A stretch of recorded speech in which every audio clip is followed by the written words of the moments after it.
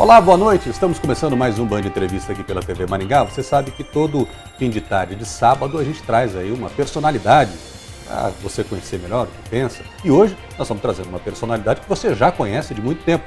É o senador Álvaro Dias. Seja muito bem-vindo, Álvaro. Muito obrigado, um prazer estar aqui nessa bela série da Bandeirantes em Maringá, né? Ficou bacana, né? Ficou excepcional. Não vi nenhuma igual aí na Bandeirantes em todo o Brasil. De vez em quando eu conhece bem. Eu né? conheço e essa é a melhor realmente.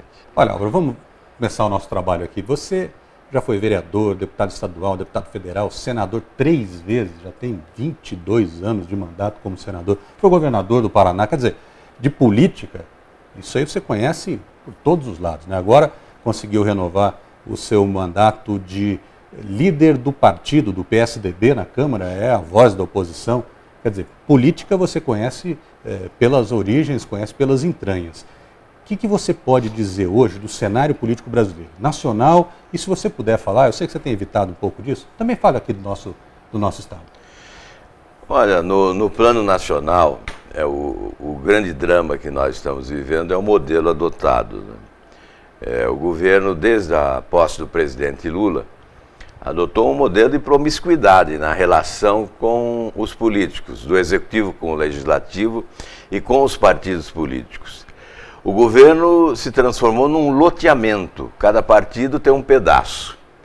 E usa e abusa. Indica alguém que vai defender não o interesse do país, do povo brasileiro, vai defender o interesse do seu partido e dos seus companheiros, né?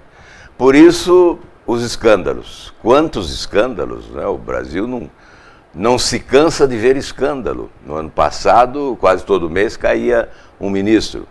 Não porque era demitido pela presidente, ao contrário, a presidente se tornava uma advogada de defesa do ministro. Caía porque sucumbia diante das pressões. Os fatos eram reais. As provas de irregularidades apareciam e eram contundentes. E o ministro acabava indo para casa. Então, esse modelo de loteamento dos cargos entre os aliados puxa para baixo a qualidade da administração e abre as portas para a corrupção. E no Congresso há um desequilíbrio brutal. A oposição ficou desse tamanho, não é? Nós estamos limitados numericamente. Isso impede investigar, nós não podemos instalar CPI. O governo faz o que quer, e isso é ruim para o país. É ruim para o próprio governo, né? E é ruim principalmente para a instituição. Nós vamos ter uma representação popular mais equilibrada. Olha, o senhor falou aí desse loteamento dos ministérios, né? Na verdade, a gente tem hoje 2 modelos lá que acontece na ocupação do poder. Ou ele é porteira fechada, o ministério porteira fechada, assim, o ministro, ele nomeia de cima embaixo, é todo mundo dentro daquele partido. Ou você tem a política do esquartejamento, né? O cabeça é de um partido, o diretor é de outro partido, uma estatal é por um terceiro partido, e aí você cria, nesse caso do esquartejamento, cada partido puxando por um lado, e você não tem desempenho do ministério. No caso daqueles de porteira fechada, você até tem algum desempenho, mas são desempenhos que são de interesses mais particulares de cada partido, né? A questão é que deveria se montar um governo com base na qualificação. Um governo constituído por pessoas qualificadas tecnicamente, inclusive. Deveria ser assim. Ou seja, escolher por competência, por eficiência e probidade, honestidade. Isso não ocorre. Quem perde é a população, paga uma conta cara. E para atender como a base aliada vai crescendo... E olha, eu vou dizer uma coisa aqui. Quanto pior o governo do ponto de vista ético, mais apoio político ele tem. Porque a maioria quer levar vantagem. Então, os políticos... Existem políticos honestos, mas há uma grande dose de desonestidade daqueles que entram na política para levar vantagem. Então, esses querem estar sempre ao lado do governo. Não importa que o governo seja péssimo, o importante é que ele abra as portas para obter vantagens. E isso é terrível para o país. Vou dar um exemplo.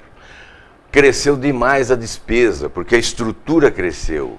foram criando ministérios, diretorias, empresas, coordenadorias, secretarias, cargos comissionados. Existem secretarias e até ministérios onde o governo gasta mais na manutenção do que investe.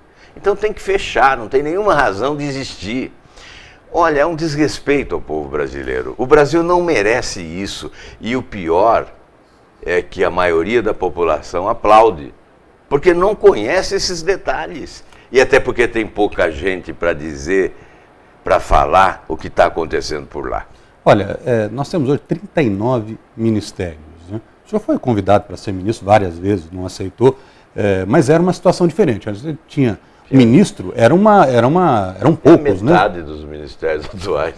Pois é, não, acho que menos ainda, né? Nós começamos, quando o senhor começou como governador, foi um dos convites que o senhor recebeu, tinha 12 ministérios. Exato. O Fernando Henrique tinha 14, enfim, realmente houve um crescimento exorbitante, então isso nós chamamos de despesas correntes, né?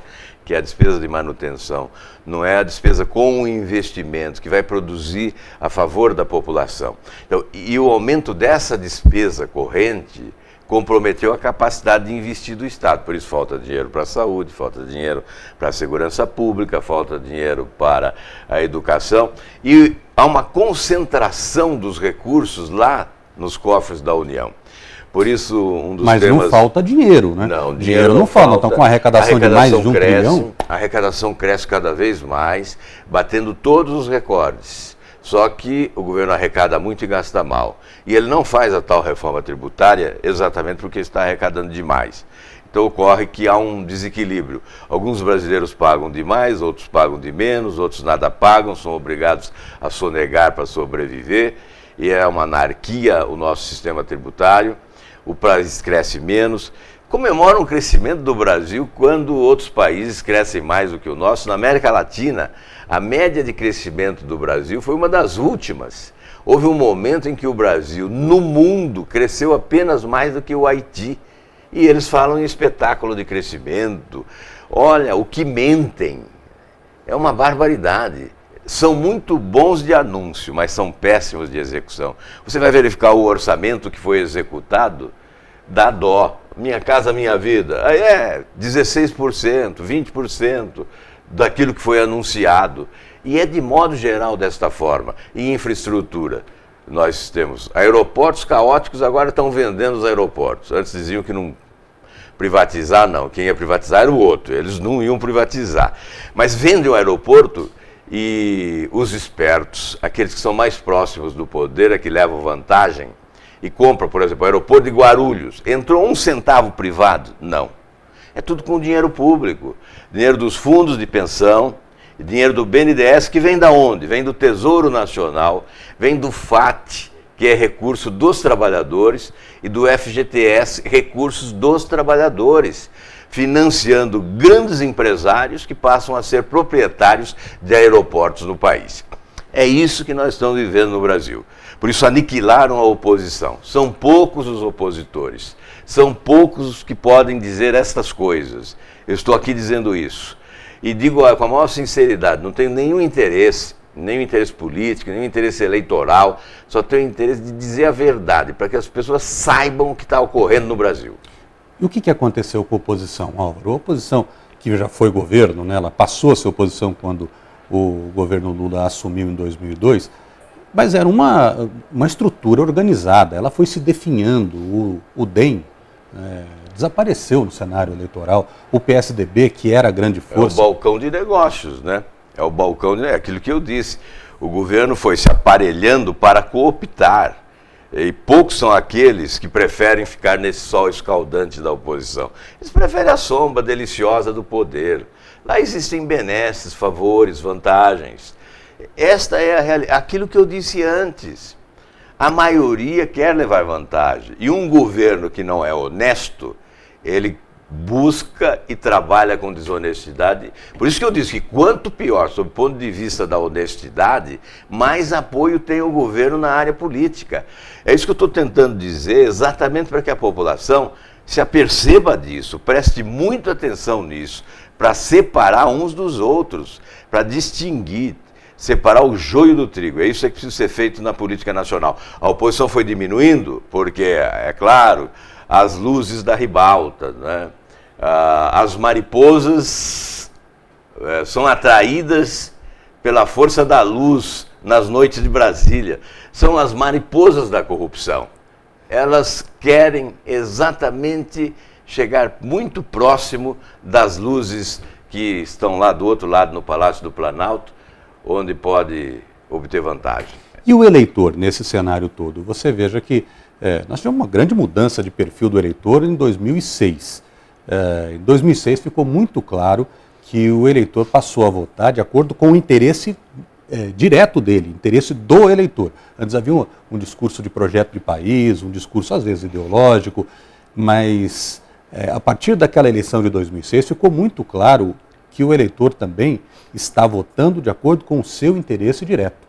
Né? A entrada no cenário de uma parcela significativa de eleitores que estavam sendo beneficiados naquele momento pelos programas sociais, desequilibrou o jogo, isso foi um fato. Na verdade é o chamado aparelhamento, isso que eu estou dizendo, o aparelhamento do Estado, né? A utilização dos mecanismos, das estruturas públicas mantidas com dinheiro público para beneficiar pessoas.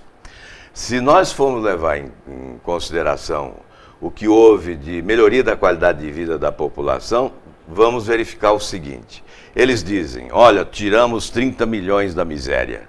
Estão mentindo, eles não tiraram ninguém da miséria. O Bolsa Família não tira da miséria. O que tirou da miséria, melhorou a vida das pessoas, foi o Plano Real. Esse sim, que acabou com a inflação. Veio lá de trás, já tem mais de 16 anos. Mas a melhoria da qualidade de vida começou com a Constituição de 88 das pessoas. Quando, por exemplo, instituiu-se o Fundo Rural com aposentadoria integral para o lavrador. Antes era meio salário. A aposentadoria passou a ser igual para todos, na lavoura e na cidade. Isso significou, vou dar os números de 2009, que eu tenho na cabeça. Em 2009, o Fundo Rural atendeu 8 milhões de brasileiros, com 40 bilhões de reais. E o benefício da prestação continuada atendeu mais 3 milhões e 100 mil idosos e pessoas com deficiência. Isso significou mais 17 bilhões de reais. Então foram, nesses dois programas, 57 bilhões de reais. Nesse mesmo ano, o Bolsa Família atendeu 12 milhões de brasileiros, com 12 bilhões de reais. Então veja a diferença. Bolsa Família, 12 bilhões de reais. Os outros dois programas, 57 bilhões de reais. Então quem é que tirou as pessoas da pobreza? Foi esse governo? Não foi esse governo. É de antes. E o Plano Real, ele tem desdobramentos. E ele vai produzindo seus efeitos ao longo do tempo. Inclusive hoje. Ocorre que não melhoramos a vida dos brasileiros porque não fizemos as outras reformas. Não se deu o passo seguinte. Depois do Plano Real, o governo deveria ter feito reformas que não fez. Uma delas é aquela que já disse, reforma tributária. O governo tem que fazer reforma tributária. Tem que rediscutir o Pacto Federativo, porque está arrecadando muito e está distribuindo mal. Os municípios, principalmente os municípios, e essa mensagem eu transmito aos prefeitos, estão sofrendo as consequências. Porque desde 88 os encargos foram sendo repassados, mas os recursos para atender essas novas demandas não foram repassados compativelmente. Por isso há uma concentração lá em Brasília do dinheiro e aqui no interior as dificuldades dos administradores municipais. Álvaro, eu quero perguntar sobre o seu futuro político. Você pretende renovar seu mandato de senador? Pretende ser candidato a governador do Paraná, do Rio de Janeiro? O que você pretende? Mas isso você responde pra gente depois do intervalo, é um instante só.